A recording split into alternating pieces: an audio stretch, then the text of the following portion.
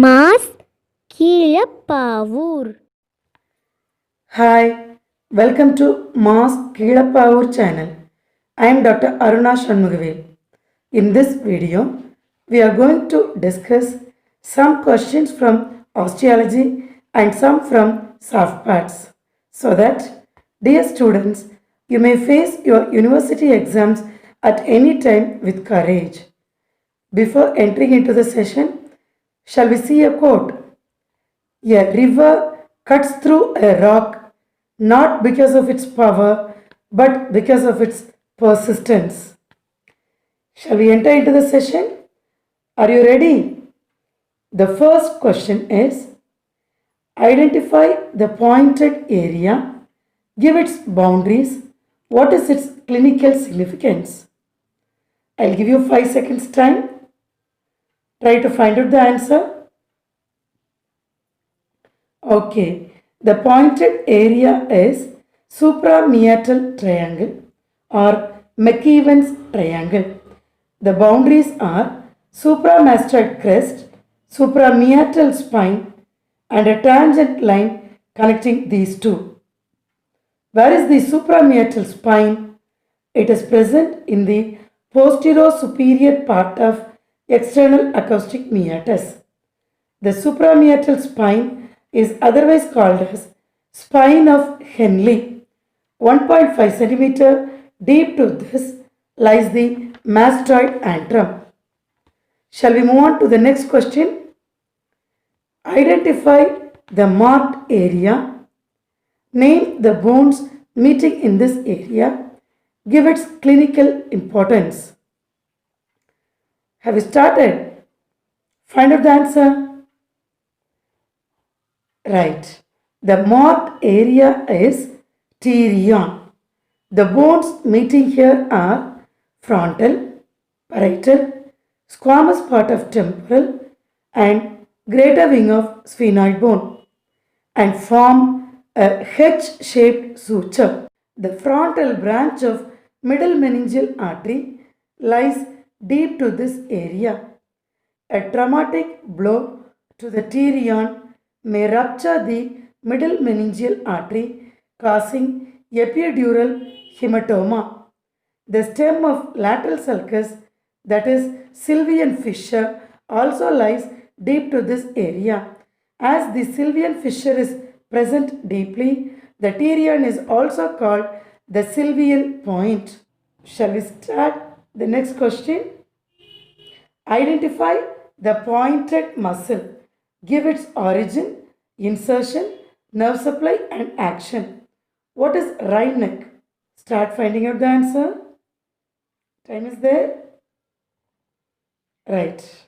The pointed muscle is sternocleidomastoid.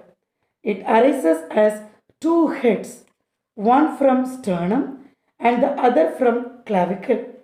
The sternal head arises from anterior surface of manubrium sterni and the clavicular head from upper surface of medial part of clavicle. What is its insertion? It is inserted into lateral two-thirds of superior nuchal line and lateral surface of mastoid process. What are the nerves supplying the sternocleidomastoid muscle? The ventral rami of C2 and C3 for sensation, including proprioception, and spinal accessory for motor function. When one side muscle contracts, the head is tilted to the same side and the chin is rotated to the opposite side. When both side muscles contract, the head and neck are flexed. What is wry neck? The other name of wry neck is torticollis. Tortuous means twisted. Column means neck. That is, torticollis results in twisting of the neck and slanting of the head. The congenital torticollis occurs due to a fibrous tumor in this muscle that develops just before or after birth. During childbirth, the muscle sternocleidomastoid may be injured The resultant hematoma gets converted into fibrotic mass that compresses the accessory nerve and paralyzes the muscle. This is muscular torticollis. Inflamed or suppurating cervical lymph nodes irritate the spinal accessory nerve, causing reflex torticollis. When there are spasmodic intermittent contractions of the muscle occurs, that is called intermittent torticollis. Shall we move on to the next question? Identify the pointed structure. What are the triangles separated by it? What is its nerve supply? What is its development?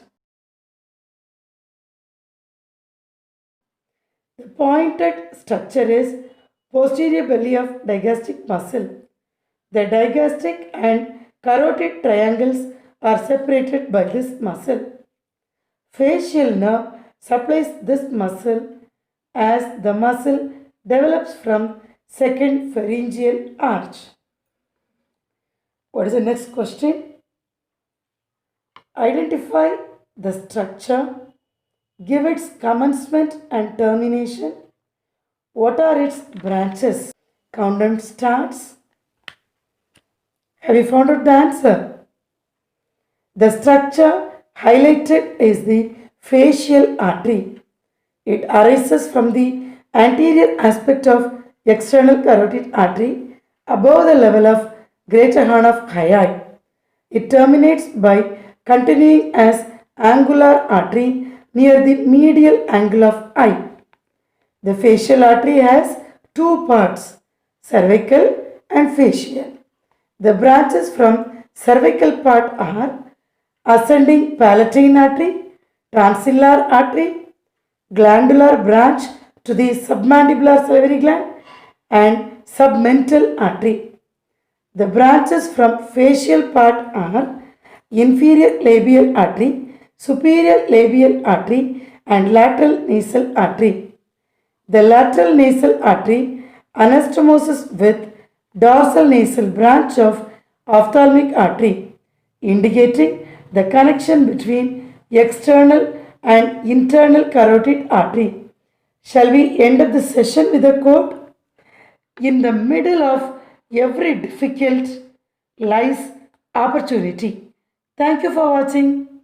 If you like this video, don't forget to subscribe and click the bell icon select all to get instant notifications.